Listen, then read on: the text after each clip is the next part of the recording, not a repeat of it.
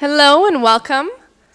My name is Martina Kunovic, and I'm a dissertator in sociology and also a project assistant at the Graduate School Office of Professional Development, the office that's bringing you this event today. Before I introduce the speaker, there are just a few housekeeping announcements. One is that you saw on the slideshow as you were coming in advertisements of different events that we have coming up this semester. To actually register for those events, you could go to our website, the grad school website /PD for professional development. There's a full PD calendar there of all of the events coming up, not only our own, but other ones across campus that are focused on professional development. And you could also register through the links that are sent to you every Tuesday through the Grad Connections weekly newsletter. This session will run until 6 p.m., so the first 60 minutes or so will be the talk, and then there will be 60 minutes of Q&A. During the first part of the Q&A, I'm going to pose some of the questions that you all submitted when you registered for the event, and then we'll open it up to everyone here. If you need to leave early, know that this session is being video recorded, so you'll be able to watch it. But before you leave, please do fill out the evaluations that you picked up on your way in and leave them either in one of the boxes at either of the two exits. We really do go through those evaluations and try to improve future events based on your feedback, so it is important to hear from you. Please also remember to join us for the informal reception, which is going to follow from 6 to 6:30, just outside of these doors in the lobby on the left-hand side. Now, I am happy to welcome to our campus Dr. Karen Kelsky, or as many of you know her, the professor is in. Originally from Pittsburgh, Pennsylvania, Dr. Kelsky received her Ph.D. in cultural anthropology from the University of Hawaii. She then went on to be a tenured professor as well as department head. After 15 years of experience teaching at the University of Oregon and the University of Illinois at Urbana-Champaign, she decided to leave her tenure position in 2009. For the following 2 years, she worked for the McNair program at the University of Oregon, advising undergraduate students to prepare for and succeed in graduate school. In 2010, she launched The Professor Is In, her blog and business, which provides advice and consulting services on the academic job search and all elements of the academic and post-academic career. She also writes a weekly column in the Chronicle Vitae. She has helped thousands of PhDs navigate the transition to the job market, and today she will speak to us all about how to turn your PhD into a job. So please join me in welcoming Dr. Karen Kelsky.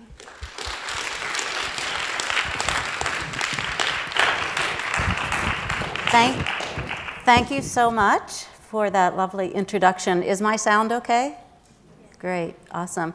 Thank you very, very much for having me here, and I especially want to thank Martina for her tremendous organizational skills in handling all of the details and your whole office. So thank you very much for having me here today. And I really want to thank all of you who are here today. In a way, I want to say, what are you doing here on this gorgeous day in February in Wisconsin?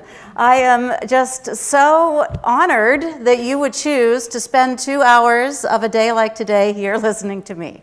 So thank you, and thank you for that. And I hope that you find this valuable. So yes, let's get started. So actually, I have this slide because I don't always get such a thorough introduction, so I wanted to make sure that you know who I am, but Martina very kindly summarized that. All I would add to that is that I was the head of the Department of East Asian Languages and Cultures at UIUC for 5 years, and that administrative experience played a role in the work that I do in terms of the job market and looking at the job market, not just from the position of a job seeker, which I once was, and not just the position of a search committee member, which I often was, or a search committee chair, which I often was, but also the department head who ended up negotiating the offers with the successful candidates, and then put some of those candidates through tenure cases later, so that I saw how the kind of career arc from hiring through tenure developed over time. And that plays a role in what I do and why I do it.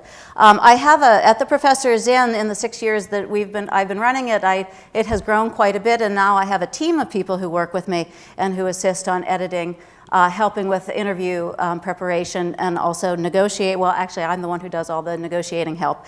And then I do have a post-academic wing for the people who are transitioning out of the academic job market.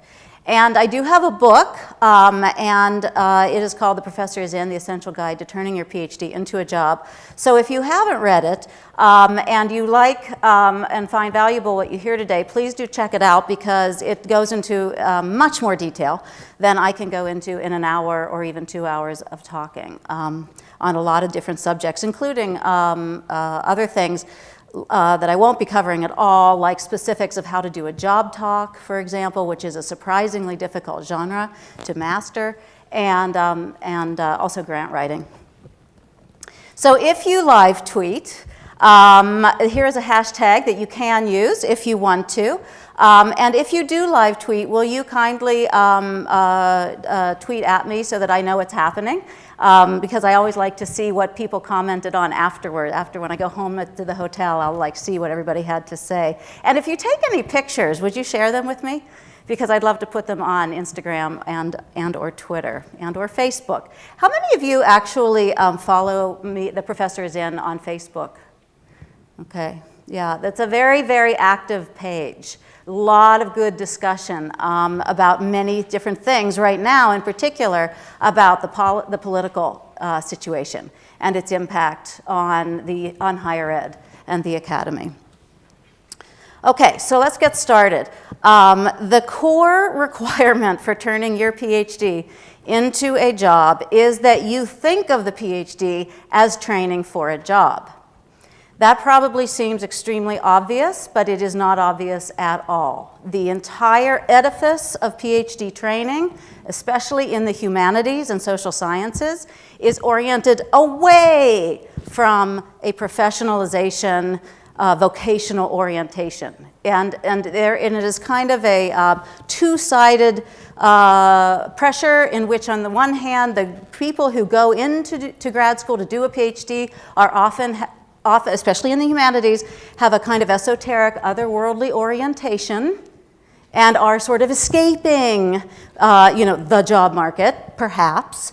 And on the other hand, faculty are very much invested in an idea of the idea of the work of the mind, the life of the mind, and are pretty much extremely invested in preserving the academy as this site of a kind of an ivy tower esoteric idealism. And there's nobody on either side who's really looking at the PhD as vocational training. And that was, okay. I have mixed feelings about it at all, forever existing, but it was fine during the 50s and the 60s when there were more jobs than there were PhDs to fill them. Then it was just fine, didn't do any harm. But starting in the 70s, intensifying in the 80s, intensifying more in the 90s, and of course in the nightmare that we are currently in, about which I'm going to speak at some length, so be ready. It is absolutely damaging and destructive to be operating in a system that is taking many hundreds of thousands of dollars, perhaps, depending on your level of funding, and certainly many years of your life, without an eye to specific training for some kind of professional position at the end of it. So have a job-focused state of mind. Think of the PhD no matter what field you're in, even if it's whatever, medieval French literature. Think of it as preparation for work.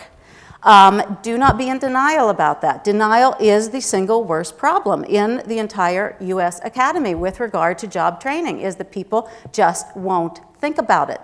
We're just like, like this about jobs, and sort of say, I'll deal with it later, I'll deal with it later, I'll deal with it later. And then all of a sudden, you are ABD, and you have a defense date a few months or a year in advance, and suddenly you're like, oh, I guess I have to deal with it. And it's actually too late in some cases, to build a competitive record at that point. So, and it's also definitely challenging at that point to shift gears and start prepping for a non-academic job. You can, of course, do it. I mean, people do, and it's possible. But it is much more stressful if you only start in a state of panic than if you start early and lay a kind of methodical groundwork. So I do encourage you to you don't have to get belligerent with advisors who are not helpful toward the academic job market. You just can kind of politely say, okay, I see how it is. You're not going to be really helpful. And you don't have to tell them that. You sort of go and find the people and find the resources that are helpful and put your energy there. And again, do think about the job preparation, both academic and non-academic, from as early in your academic career as you possibly can. Now, the reason that this is so urgent, and I'm going to spend some time on this, so like I said, get ready, is that the academic job market is just a catastrophe right now, basically. And I say, and I have here on the slide that it's in crisis, but that's not accurate at all, because a crisis by definition means that it is something that has emerged suddenly and is pivoting and is going to lead to some other unforeseen outcome, and that's not what we're dealing with here. The academic job market has been tanking for 40 years, without exception. And I mean, if you look at the, I don't actually have a graph on this, but I could. Well, actually, no, actually I do. It's not exactly the right graph, but it's related. And it's basically a disinvestment from higher education in the United States. And it didn't start with Trump. It didn't start with Reagan. It started in the 1970s when state legislatures stopped funding their public universities to the same level that they had been during the high growth period right after World War II. And it has also been accompanied the kind of shift to a neoliberal mindset in which the whole idea of a public good is under attack. There's no longer such a thing as a public good that will benefit the whole. Everything has now been rendered into a commodity that should be traded and bought and sold, and education is no different. And so the idea that we want to provide cheap public higher ed to students because we all benefit, that idea has absolutely lost purchase in the United States over the last decade or two or three.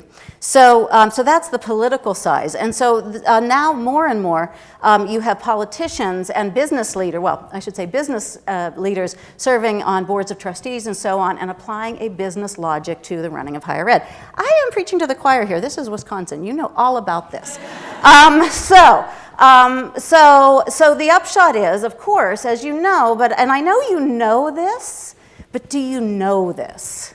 This is that weird space that grad students operate in, and a lot of faculty.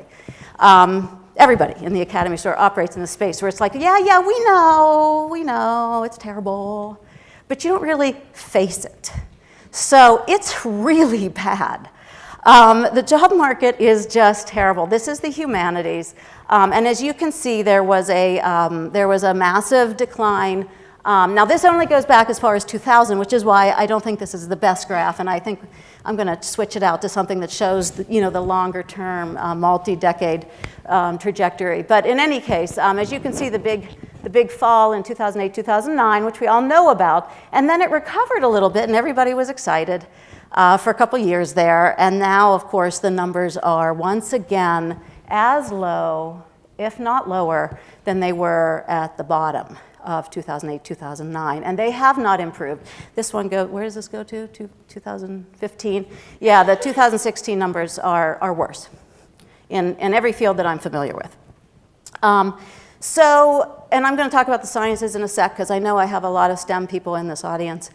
The upshot is that what has happened in terms of what I think of as the Walmartization of higher ed is that people are hired not on the tenure track, but on an adjunct or contingent basis. And so there's still plenty of people teaching. There are more students than ever going to college in many cases, but the teachers are adjuncts and contingent. So the latest number, The 76% might be a little low. It may be more like 78%. The last article I read in the Chronicle of Higher Ed quoted a figure of 78%. I haven't confirmed that yet, of university instructors are contingent. They are not teaching on the tenure track. They are not securely employed. And if you look at those who are actually adjuncts, and not every contingent instructor is an adjunct. I mean, some have fairly decent multi-year contracts and so on with benefits. But if you look strictly at the adjuncts who are hired course by course by course, 25% of those instructors live below the US poverty line. That's how bad the pay is. And there's no benefits, and oftentimes there's no office, no phone line, and so on. So I go into all of this detail about how bad it is because, for a very specific reason, and it's not to just depress you, but it's actually to try and shake the sort of complacency, any kind of complacency out of you, or that may be inculcated in your departments, in your departmental culture, especially around the idea that doing a PhD is kind of a calling, and it's kind of above the concerns of money, and that you do it because you quote unquote love it, and you quote unquote could not do anything else with your life, and all of these other things that people say all the time, and I, believed. I mean, and I say all this with tremendous compassion because I was once this grad student, and I was sort of this faculty member-ish. And I've only become this blunt about the reality as I have become the professor is in, and as these numbers and these figures have gotten worse and worse. So please beware any kind of monkish definition of the academy that says that you should never think about money, and you should not think about income, you should not think about salary, you should not think about health insurance, you should not think about your retirement benefits, you should think about all of those things.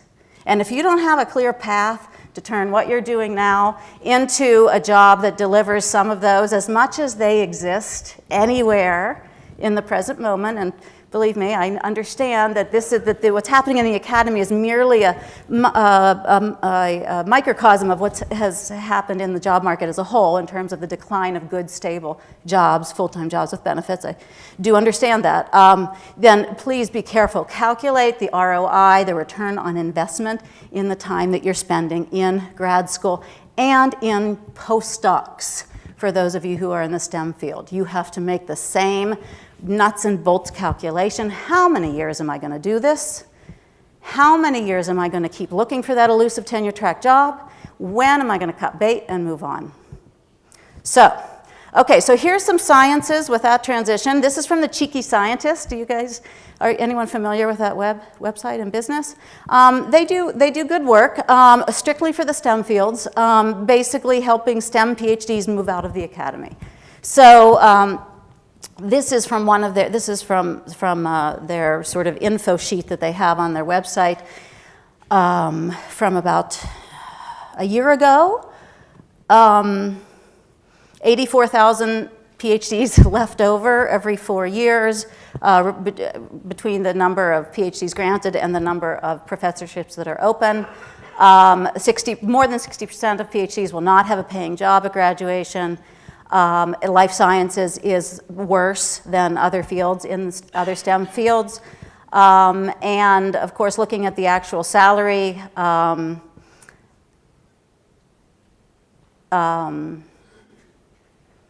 it calculates out to about, the average can calculate out to about $19 an hour, which is, a fairly grim salary for somebody who is highly educated as a STEM PhD. So I mention that because I think that STEM folks have an idea that things are bad, but I think the humanities people think that things are better in STEM. I know I did. I would always be like, oh, well, it's just us over here in STEM. I don't know if you know the UIUC campus, but north of Green, do you know north of Green? North of Green is where the STEM fields are. Green Street divides the campus, and it would be like, and you'd see these gigantic buildings north of Green, and be like, well, they have no problems. But it turns out that STEM does have all of these problems. It's kind of masked because of the postdoc system. So people keep getting employed and reemployed, but not moving ahead in any kind of way that leads to job security or career development. Okay, so having said all of that, the one point here is don't limit yourself to the academic mindset, and do continually ask yourself that question, as hard as it may be, as difficult as it may be, I guess I would say as uncomfortable as it may be, to say, wow, I love what I'm doing, I love being an academic, I want to be a professor with all my heart, but let me just commit to 10 minutes a day as a thought exercise. Try to imagine myself doing something else. Just try, because you have to try.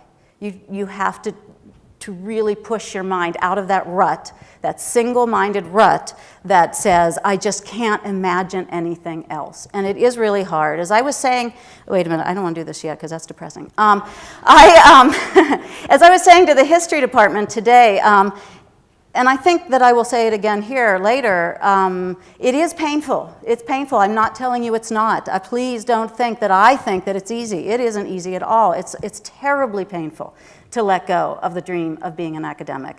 And it was painful for me, and I did it voluntarily. I didn't have to quit. I did it by choice. If you feel like you're forced out because you literally couldn't get a job, it's heartbreaking. So I'm never at all saying that this is easy. And in fact, I firmly believe as an individual that we should have a government that adequately funds higher education. In fact, generously funds higher education so that everybody, it's a growth mode like it was in the 1950s. That's what I think should be. It's just that it isn't. And so you have to make reality-based choices.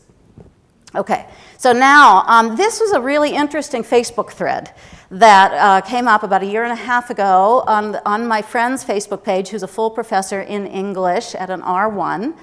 And she said, just apropos of nothing one day, my department has lost a net of 21 full-time faculty since 2010. We might get to do one hire next year.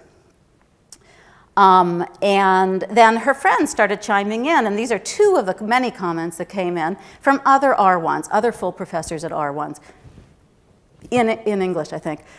We lost a net of 25 and have never regained any of that. And we've gone from 18 in English to 10 and 7 to 3, and this department had said I couldn't even get authorization to replace somebody who died. So I tell you this, I go into this detail because I'm actually making a pivot now to a different side of this whole equation, which is that now we're looking at you as a job seeker. And you are writing your job applications and you're sending them in, and who do you think is reading them?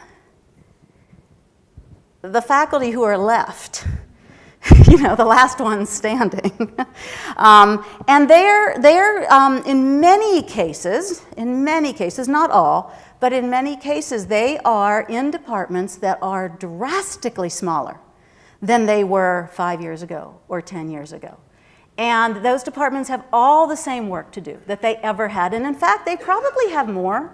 Those faculty members probably have more work to do because they probably have lost their administrative staff. And so a lot of work is being put onto faculty members. This is what happened to me when I was department head. My predecessor, who was a man, had a full-time, not that I'm necessarily saying that that's relevant, but he had a full-time secretary just for EALC. When I became department head, I had to share a secretary with 2 other departments. So I had a third of a secretary to run my department, which it wasn't a tiny department. It had 20 faculty and a budget well over $1 million. I mean, it was not microscopic, and yet I had a third of a secretary. So anyway, the point being that faculty are overburdened. They have fewer colleagues, they have fewer tenure line colleagues to share administrative burden with, and the burden is either the same or it's increasing. So what happens then is that we're running searches, or they're running searches, and all of these applications are coming in, and it might be 300, it might be 500. In English, it could be 1,000 applications come in American or British literature for a single opening, and they are really stressed out. So I'm now pivoting to ask you to think about the conditions of the committee members who are reading your application. I think that sometimes you might think that they're, sipping, wine on the veranda. you know, like, oh, this one is fascinating. And, you know, eventually they do get to the point where they are fascinated, but not when they're reviewing 500 applications in one night. If they're reviewing 500 applications in one night or in 2 nights, because that's all the time they have to get through these things so fast. And so they are looking for reasons to reject you. So they're actually reading your application, seeking reasons to reject you. They're thrilled, not in a mean personal way, but in an impersonal way. They're thrilled when they can find a reason to reject you, because it's like, woohoo, over here. And then it's just, and then suddenly this, I'm envisioning this as if these are old manila folders, which like is not real, but it was real back when I used to be on search committees in the very beginning. But the point is that you can just get these things over here, and then you have a manageable amount over here, and that's when you can start to care. So, so how can you do it? How can they do it? How can they do it? And by the way, I remember that I was reading in the Chronicle a comment thread once about this issue of the overheated job market, and this chemistry professor chimes in and says, because people were lamenting how fast, you know, how little time faculty are giving applications, and he said, well, I don't see what the problem is. I just take the CV, and I count the number of publications, and whoever has the most makes my shortlist. It takes about 1 minute per file. And he was like, works for me. So I can't say that every search committee member, in fact, I'm sure that every search committee member is not acting, you know, being that brutal, but some of them are. All right. So here's the deal. How do you not get rejected? Here you are a candidate, and you're trying to not get rejected. At this really intense point, it's 2 things, your record and your materials. And then, of course, once you make it through to that next stage, then it's your interview. Mostly your interview skills. There's other stuff like your, you know, if they ask for written materials or whatever. But mainly it's these 3 things. Now, you're looking at me and you're like, well, obviously it's my record and my materials, you know, duh. And I would say to you, actually, there's a lot of confusion about these 2 points in the grad students that I used to work with and the grad students I work with now at the Professors Inn. There is massive confusion about what constitutes a competitive record, and a certain amount of delusion or denial about that, maybe disinformation also. And then there is massive confusion about what constitute effective application materials and how much work effective application materials actually take. That you are under the impression that because you've worked on this thing for 10 years or 5 years, that you can just throw this stuff together and it's just going to boom, people are going to understand it. It's quite the opposite. It's quite the opposite. Because you've worked on it for 5 to 10 years, that's why you actually aren't good at summarizing it in a concise, punchy, effective way for people who are reading it for the very first time. So I'm going to talk about both of those issues moving forward. So here's the deal with your record. The deal with your record is that you do need to publish in referee journals. You need, if you're in the humanities, you need sole authored articles. And in many social sciences that are humanistic, you need sole authored articles. If you're in a STEM field or in a science-y social science like psychology, some areas of psychology, then you may end up with co-authored articles, and that's totally fine. But then you want to see if you can move up in terms of authorship, as far up as you possibly can. There is no substitute for peer-reviewed journal articles in high-status journals. Now, I know some of you are like, what's a high-status journal? That's actually good for the Q&A. But the point is you need to know for your field what is a high-status journal. That's part of your learning as a grad student. You need to figure that out. I can't tell you. You need to know it. And not just for your field. Like I'm a cultural anthropologist who works on Japan. I will make a calculation that is different, perhaps, than a cultural anthropologist who works on Latin America. You know, we may, in some ways our journal, high-status journal may be the same. In other respects, they may be somewhat different because of our areas. Anyway, beyond that, you want to have grants that are preferably national as opposed to campus. And the reason here is that they are, well, what are they evidence of? What is a national grant evidence of? well, you can get money, which everybody wants. Yeah, obviously, like, that's wonderful. But less pragmatically, less concretely, but yet equally important, what else do they demonstrate? Your successful acquisition of a grant shows. Exactly. It's a kind of peer review. It's another kind of peer review. It is just almost as good, in fact, maybe better in some ways because it comes with money, like you said, as a journal article. Because you have put this thing out for review by your peers, and they have approved you, and then in addition, they've given you money. So this is the kind of thing search committees like, because now they're seeing that you have had you have had your writing peer reviewed and accepted, and you have put out grants and had them peer reviewed and accepted. Now, high prestige conferences, very similar. They are peer reviewed to some degree. Perhaps some fields not as rigorously as an article, some fields very rigorously. Like computer science. So conferences are another sign of peer review, and that's why, again, they're very valuable on your record. And also, of course, in the pragmatic sense, they give you a chance to be there with other people in your field, interacting with them, engaging with them, networking with them, getting to know them, and so on. Having them be there to hear your work, and so on. And then the last thing on this list is cultivating a well-known recommender. And this might be surprising for some of you on this list. But if you're a grad student, and I know some of you are postdocs and you're not currently grad students, but speaking now to the grad students, and all of your letters come from your people who are on your committee, that's very normal. There's nothing wrong with that. But as you move forward, you really want to make sure that you have a letter from someone who isn't just a committee member, especially if you've been done with your PhD for more than maybe about 2 years or so, 2-3 years, because if you keep depending on that committee, the dates from your old grad school days, it's really pulling you backward. And it's not allowing you to present yourself as a full-fledged authority figure and professional in your field. Also, the letters themselves will tend to say things like, you know, Jennifer got an A in my seminar. She wrote the best paper that year. And, you know, you've now been done with your PhD for 3 years. You know, that's not helping you. That's actually, in a way, hurting you because it's continually hearkening back to an obsolete identity.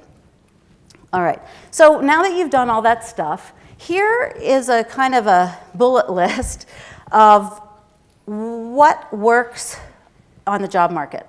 First of all, it's productivity.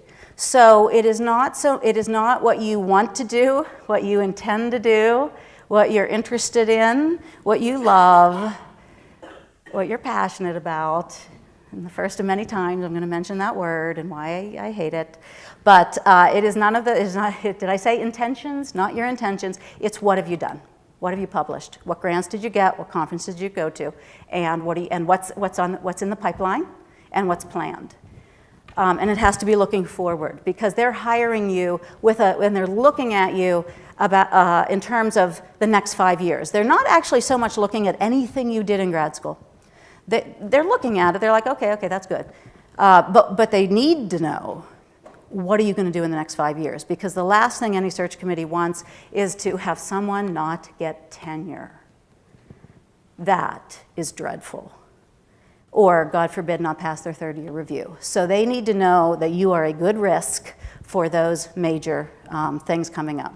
Professionalization means, in my use of the term, means that you have really grasped the requirements of the job market and that you have worked to comport yourself like a professional in the field, which means leaving behind a grad student identity. And I'm going to talk more about that in a second. But part of what that is this what I call autonomy and self-respect, which is really hard for grad students who have been trained to view themselves as subordinates. And that you are studying under the illustrious Professor so-and-so, and you have gotten used to, many of you have gotten used to, and you're totally not aware of this because it's unconscious, of speaking of yourself and acting as if you're just a lowly peon in a gigantic hierarchy. And that really works against you on the job market. You have to comport yourself like a potential peer. and you have never been you've never been a peer because you've been a grad student and suddenly you're on the market, you have to be a peer. It's very uncomfortable, but you have to learn how to do it. Self-promotion means, and entrepreneurialism means you go to like the conference and you actually come down from your hotel room and you speak with people, and you don't hide in the corner reading your schedule. You actually, the program, you actually go, you meet people, shake their hand, get invited to dinner, go to the open bar, that your subunit is hosting, and, get yourself known, in addition to many other things that you can do besides the open bar, but you get what I mean. And then, despite all of this, despite this sort of intense effort to be highly professional and all of that, you also, you do have to be human. And this is funny. I mean, this is hard. People forget this. This often drops off the equation, drops off your radar. That when you go for your campus visit, this is actually what they're testing. Are you someone they can stand to talk to? If you think about the fact, departments are actually quite intimate. You interact a lot with your departmental colleagues. You see them a lot. You have to be in these faculty meetings. You have to be in these other meetings. You see each other in the hallway, at the mailroom. If you think that, the probationary pre-tenure period of like 6 years is virtually as long as the average American marriage, which is 7 years, then, this is a real investment that they're making in you, and they have to be able to speak with you, and you have to be able to speak with them, and that's what the campus visit does. All right, so let's talk about now, this is grad school as a means to a job, but if you're a postdoc, virtually all of these things apply to you as well. In one form or another, because it's really no different. It's just what you have to do. So as you do your writing, whatever that writing is, and you do the research, and then the writing, I should say, you have don't just do it in a vacuum. Do it with an eye to how it's going to be published. Just think about that. From the minute you start thinking, I have a cool research idea, where can this be published and when? Have a plan for that. Finish your dissertation. Don't languish on and on forever and ever, trying for perfection. Perfection is the enemy of professional progress. Strategize publications because, and here's where it can get a little bit frustrating, if like it hasn't been already. But if you have to, like I said, you have to publish to get a tenure track job. But you most of the time cannot use those publications for your tenure case. They don't count for your tenure, in most cases, if you're an R1 or a fairly elite institution. So what that means is, you have to publish 2 articles, something like that. I can't give you a number, cannot give you a number. I just did, but I shouldn't have, because I cannot give you a number that is appropriate for your field, but it's definitely more than 1 or more articles. And then you have to understand that those articles will probably not count for your tenure case. So you have to make sure you have enough other stuff in the pipeline that you can publish for your tenure case. And then if you're in a humanities book field, you have to think too about the book and whether or not you have enough material in the book to publish in addition to these articles. And they will not publish a book that has been more than 50% published. And somebody in the history department today told me that she'd gotten the advice from University of Nebraska Press that even 1 article published from the book project would disqualify it. I've never heard that before. I see people shaking their heads. I can't vouch for that, but in any case, just pointing to the fact that, that you have to be very strategic about your publishing of articles related to your book manuscript if you're in a book field. All right, you do need teaching. And TAing is not as good as being a sole instructor, so do everything you can to be the actual instructor of a course. But try, again, if you get stuck in this, in the adjunct spiral, the adjunct death spiral, you will be adjuncting to try to keep food on the table and not getting your research and your publishing done. So avoid that if possible. The national conferences are wonderful means for professionalizing yourself. And if you are in a field that allows you to organize a panel, please do that. Please do that. It is a great experience. You can pick the people to be on that panel. You can pick someone well-known to be the discussant. You then have a bunch of people who are better known than you on your panel with you, which means lots of audience is going to come to see those better known people. Because you're a grad student, you don't have much profile yet, in most cases. So then there's going to be a big audience. They're going to see you lead this panel. They're going to see you give your paper. And in addition, you're going to get to invite your panelists out for dinner or for coffee or something and network with them as well. So organizing a panel is a very helpful thing. And of course, I've already talked about the letter writer, so I won't talk about that. But applying for grants, be super entrepreneurial to have those grants on your record, as well as, of course, to have the money.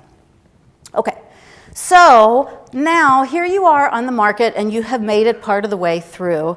And someone always asks me every Q&A that I do, so I just anticipate it.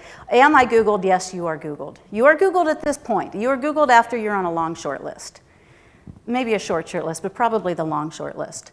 Not at the point where there's 500 or 300 or 200. So when you are, so get out ahead of that.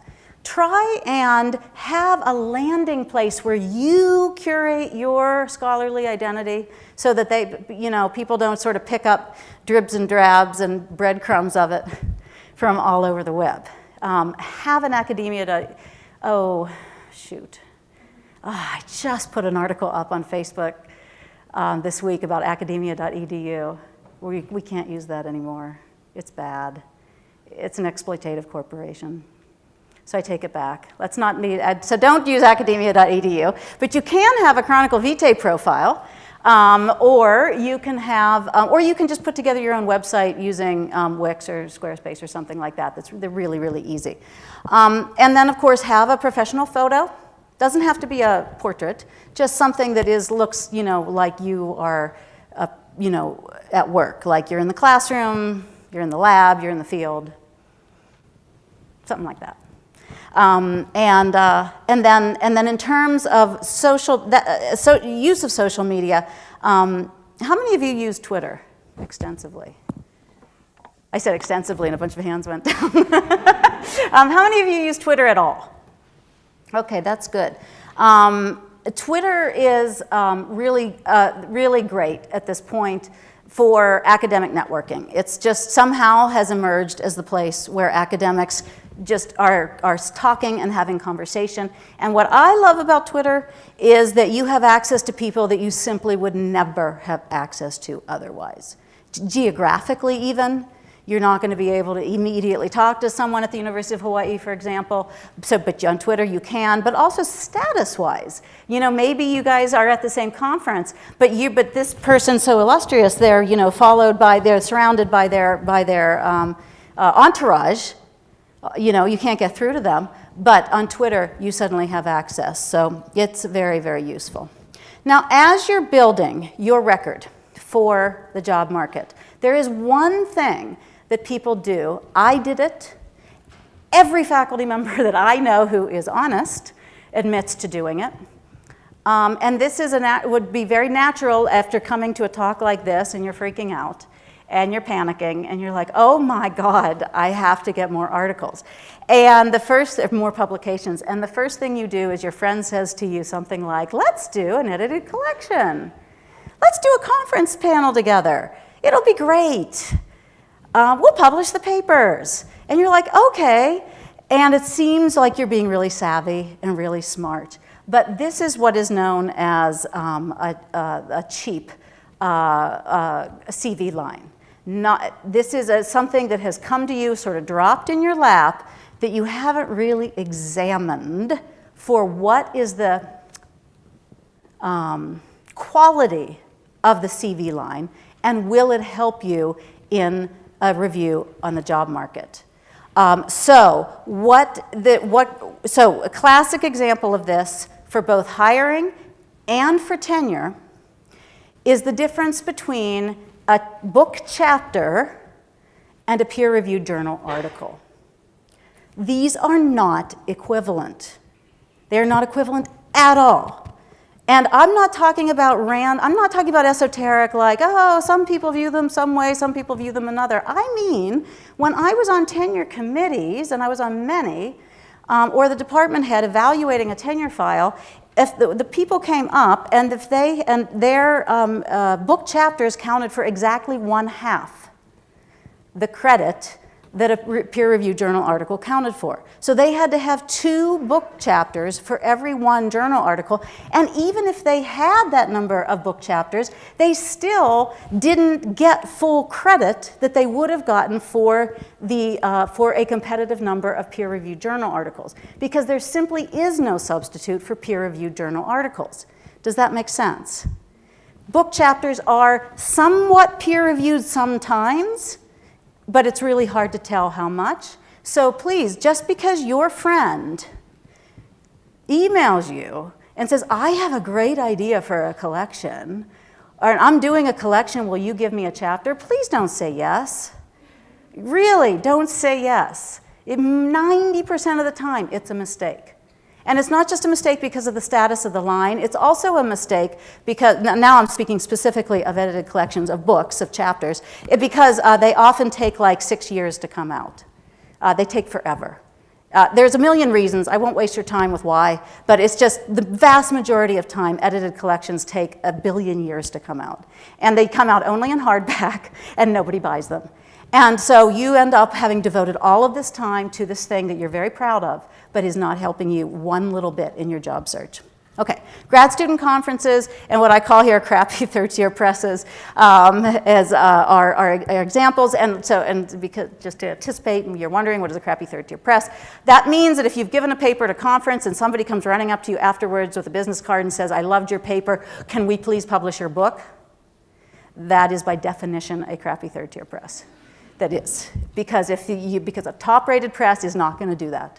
Top-rated press is going to sit there and not come to you ever, for the most part, and you are going to submit a proposal, and it's going to go through review, and it's going to have to, it's going to come back to you with responses. You're going to have to respond to those responses, and possibly you may get a contract. Anyway, okay, so let's move on. When you are looking at the job market, again, as I said before, your productivity is evaluated moving forward. So make sure you have a plan. Now, I call this, in my book, I have a version of this 5-year plan, and this is actually something that was written by my very first Ph.D. student.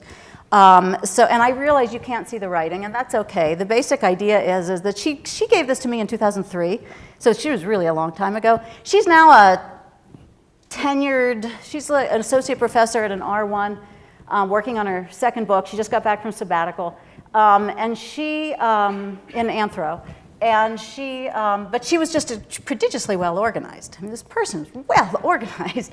She just had a plan, and she stuck to this plan. I can't tell you if she stuck to it perfectly. I don't remember if she actually defended. Her defense is on there on like June of 07. I can't remember if she actually defended in June of 07, but she did defend and she did finish and she got a job her first year out. And all of these little things are grants, conferences, her comps, her proposal defense, her actual dissertation defense, all of the funding that she would need, anticipating all of her funding needs the entire way through her PhD, and the deadlines for when those were going to be. And she met them. Okay, so now, here, for those of you who are not super familiar, here is the path of an application, which I've already sort of assumed that you know, but I want to make sure you know. So after, and I want to make one point from this. Let me think, where is this? Oh yeah, the second line, all viable application considered. In the old days when I was on the market, long, long ago, if I was missing a letter of recommendation, I was often called by the search committee. And they would say, we have all your materials, but you're missing a letter. Can you please get in touch with Professor so-and-so? That does not happen anymore. I mean, I never hear of that happening now.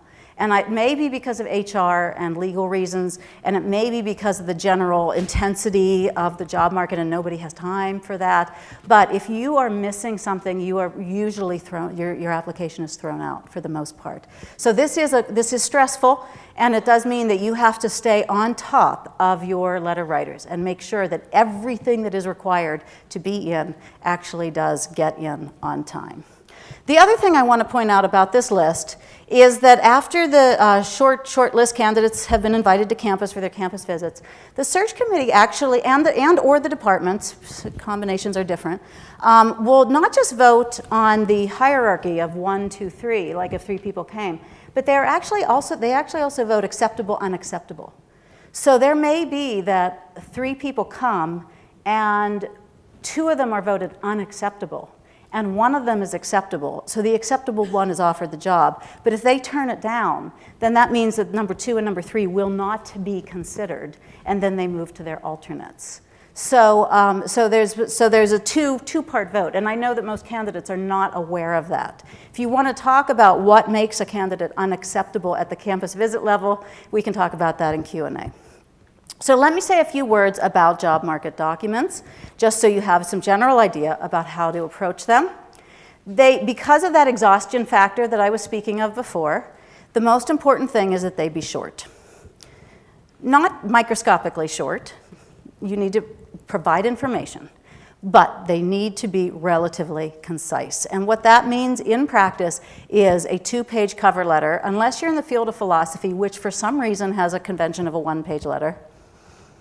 Is anybody in philosophy? Okay, so we don't need to worry about that.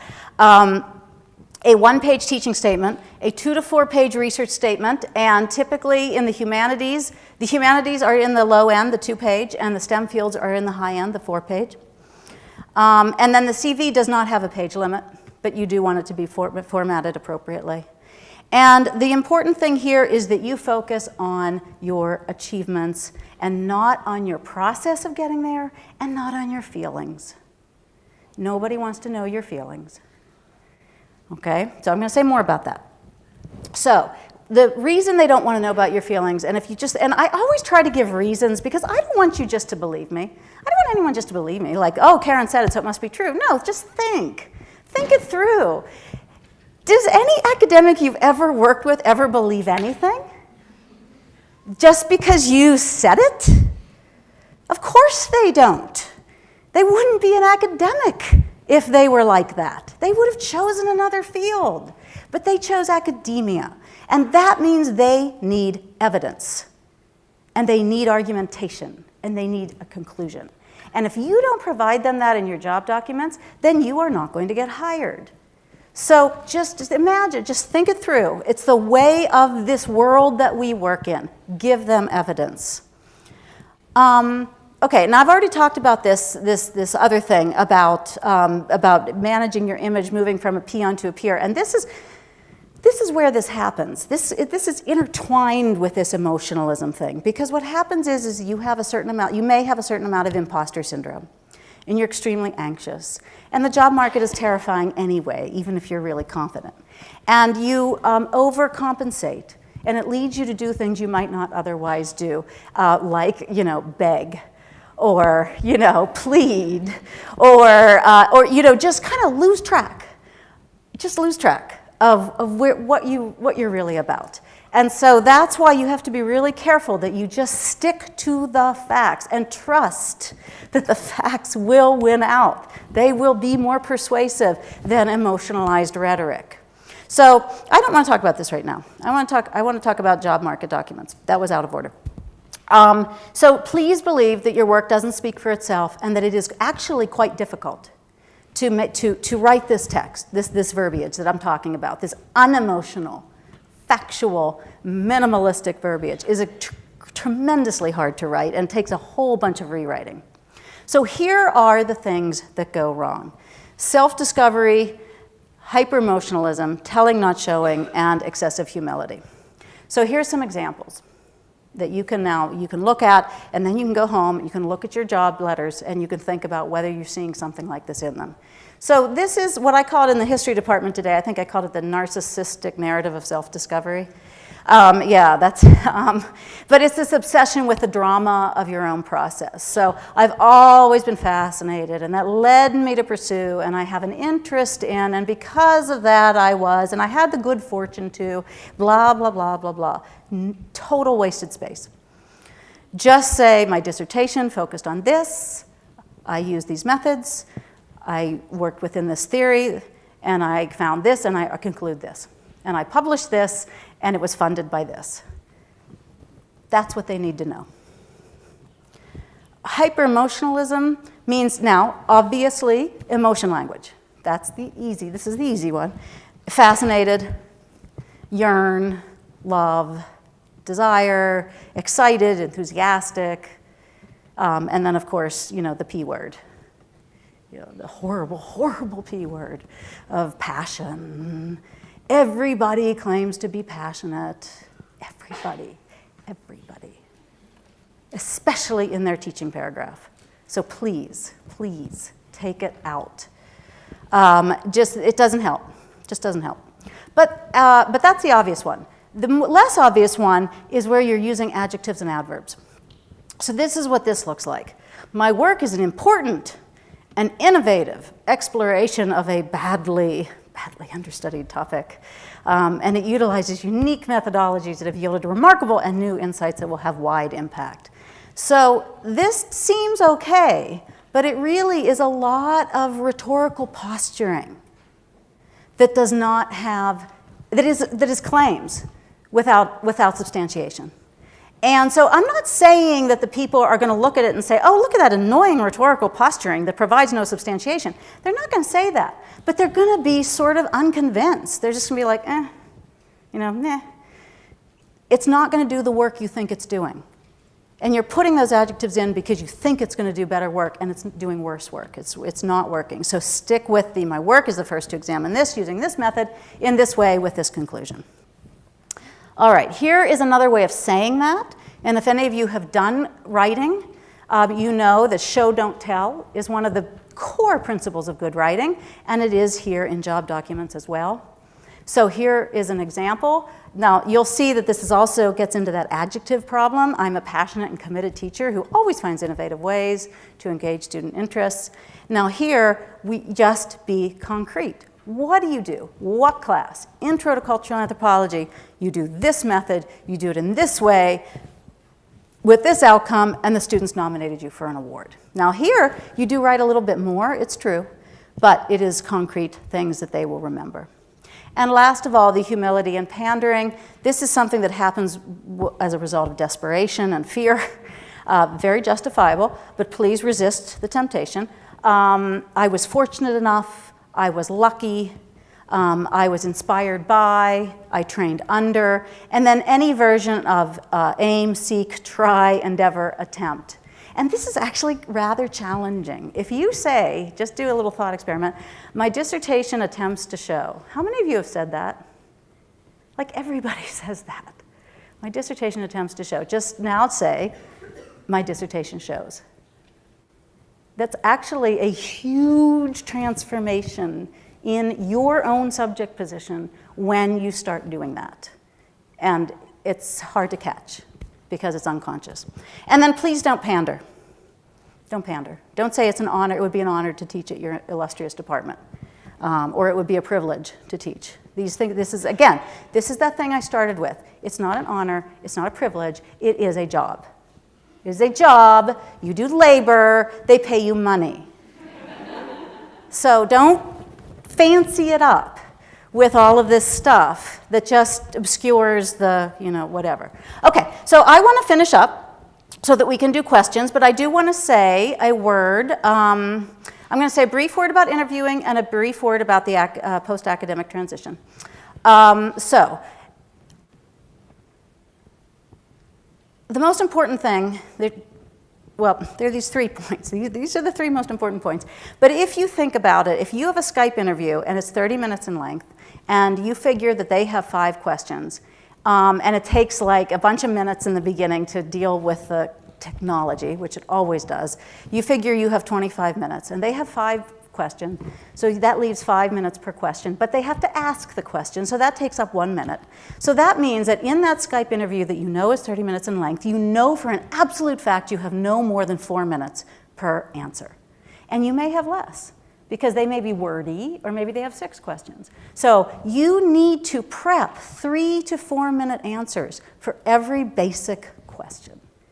And you really use your stopwatch and time it, because you think you're being concise, but then you get nervous and you ramble. Everybody does it. Also, make sure that every answer for every individual interview is oriented toward that interview, that department, and that ad.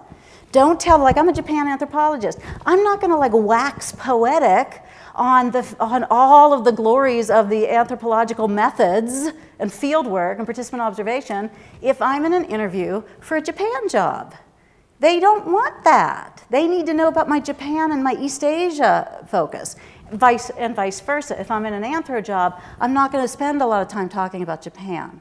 So you have to be able to focus. And then please do rehearse. Rehearse all the time. Rehearse in mock talks, mock interviews. Rehearse when you're in the shower. Rehearse when you're walking the dog. Rehearse when you're on the treadmill. All of those things. Here are the basic questions that if you can manage these, you'll be in pretty good shape. Of course, there will be questions that come out of left field.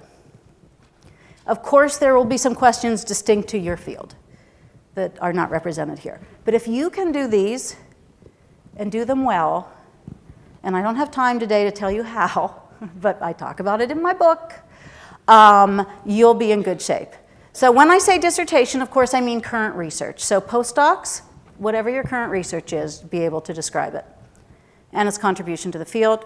Tell us about your 5-year plan for publishing, your plan for tenure. How would you teach our most basic intro survey course that nobody wants to teach? Guess what? You're the one who's going to be teaching it, so have some good ideas. Describe 2 courses you develop for us, one at the low level, one at the higher level, maybe the grad level if it's a grad program. How would you mentor grad students if it's a grad program? This, number 6, increasingly important. Please have an answer prepared for this. How would you deal with diversity? How do you deal with diversity in your own work, in your teaching, in other realms of your professional life? And again, there's a lot to say about that, but I don't have time to get into it right today. And then 7 and 8, which look like they're easy and are not. How do you see your work fitting into the work we do here at the department? And do you have any questions for us? And the correct answer to number 8 is not no. That is never say no. No, not really. I about covered it. No, you need an answer. You need a question. And the nature of the question matters. Because if you're at an R1 and you're asking all about teaching, they're going to be like, I don't think you really get us. And if you're at a little itty-bitty liberal arts college and they say, do you have any questions? And you say, tell me about your junior sabbatical program. How much leave time will I have to complete my monograph? They're going to be like, okay, there's the door. You don't get us. Okay. All right. So I want to wrap up. So I'm going to leave this, and I'm going to move to just the question that I'm always asked, which is how long do you try? And I cannot tell you the answer, because everybody's situation is different. Like, for example, if you have a partner who's a corporate lawyer and you're living the high life, you know, feel free to search for a tenure track job forever, you know? Just more power to you. You know, good luck. But if you are actually living on your own income that you are generating, then you have to say enough is enough at some point. I personally think maybe 3 years is a decent ballpark. Like, it does take some people more than 3 years. I won't lie. I have clients who get their job in their 4th year or their 5th year. It's true. But in general, you can't really, it's very difficult and financially kind of can be ruinous to drag yourself through adjuncting, especially if your circumstances are that you have children or you have a health issue, or you have other, other situations, an insecure living situation, or other concerns, that you really, at some point, please cut bait and move on and do something else. Okay. So this is where I will finish. And actually, I think that I will do this, I will hold this, because I'm not sure to what extent you guys, this particular audience, all of you, want to know about the non-academic job search, so I don't want to spend too much time. But I will say that having told you how important it is that you look into it, I want to say a few words about how. So please, I'm actually going to start on 2, and then I'm going to come back to 1. You need people who can help you. And those people are not your professors. Your professors may be wonderful, lovely people who care passionately about you, but they cannot help you with this. They aren't working in the non-academic field. They don't know. Now, if you're like in engineering or something where people or theater, where people might have a foot in and out, maybe there are some architecture exceptions to this. So I shouldn't have made such a flat statement, but in general, your professors are not experts in the non-academic transition. So be very, very open about and loose about finding people who are. And again, you'll find them they don't all come neatly packaged the way professors do.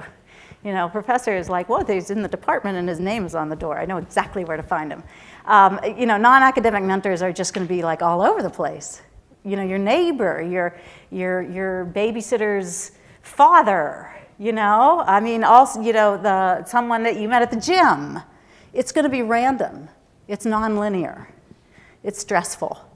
It's stressful for people who are used to thinking in that incredibly linear mode of the academy. You can, obviously, internships and volunteer work is an exploitative economy that you cannot participate in long term, but you do need to build a resume, and so you might have to start by volunteering your time. Do that with a very conscious eye toward return on investment. I will volunteer for 1 term doing this in order to be able to put this line on my resume, my post-academic resume.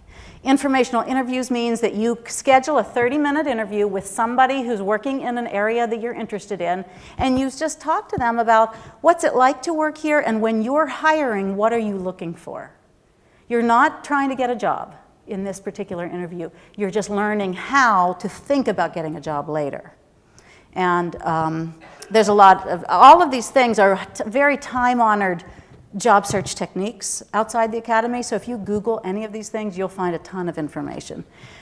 You may need additional training, and you can go to your Chamber of Commerce, to your library, where else? To,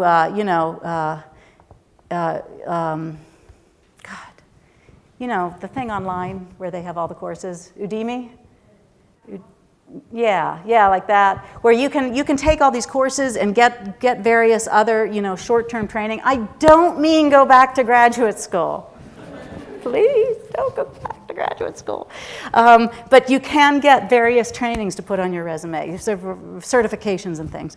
And then really start to ask that hard question. If I take my heart out of the academy, and I've spent all these years doing this thing that I love and I really wanted, but it looks like it's not working out, well, where can it fit into the world? What skills do I have that answer questions the world has? And by the way, these skills don't have to be academic. First of all, you have tons of skills. Every one of you has tons of skills, and you are not used to thinking about them that way. It's a whole long conversation about why this is, but academics think we all think we have no skills, and it's because we constantly hang around with other people who have almost the identical skills. So, I'm a Japan anthropologist, so fluency in Japanese goes with the territory. It's just a thing. Everybody speaks Japanese. Everybody reads Japanese in Japan anthropology. So would I ever, in my professional life as a Japan specialist, would I ever say, I speak Japanese? Of course not. And after a decade in the field, or 20 years in the field, you're you forget. You forget that you do this thing.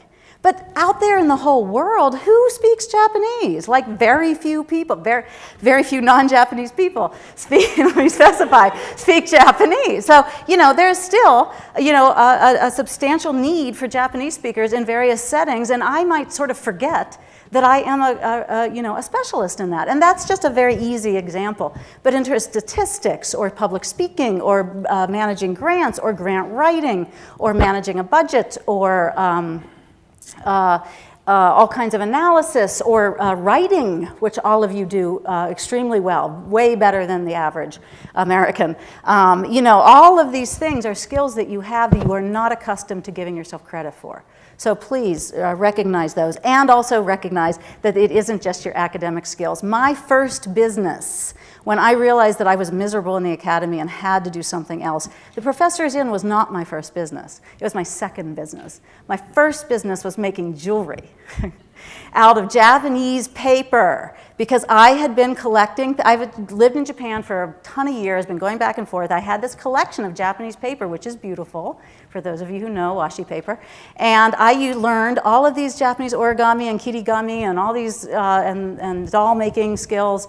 I loved it. It's a thing I did as a hobby. And then I said, oh, I don't think anyone really, hardly anyone in this country knows how to do that stuff. And what if I made stuff and sold it and made jewelry out of it and all that? And that's what I did. And it sold really well. And I learned how to do marketing, advertising, blogging, social media marketing, using PayPal, billing, price setting. I learned all that stuff. And then after a while I was like, well, this is great, but I'd like to make a little more money. Jewelry is not a field you go into to make a lot of money. And so then I started the Professor's Inn, and I already had all those skills. So that's the point I'm trying to make. You have a lot of skills. You're just not used to thinking about them. And actually, that's number one, where I said I was going to get back to. All right, so I'm going to stop here. And I'm just going to leave you with the idea that if the most common advice that people give you is be yourself. And my advice that I give is don't be yourself. Because yourself is something that is someone who has been a grad student. And it's too narrow, and it's too limited, and it's too low in a hierarchy to be a good identity as a springboard for a professional career and an identity and a professional life. So instead of that, work on disciplining your speaking and your thinking about yourself so that you are managing the impression that you're making and the version of yourself that you're presenting, whether that's in the academy or in a non-academic realm. So thank you very much, and good luck.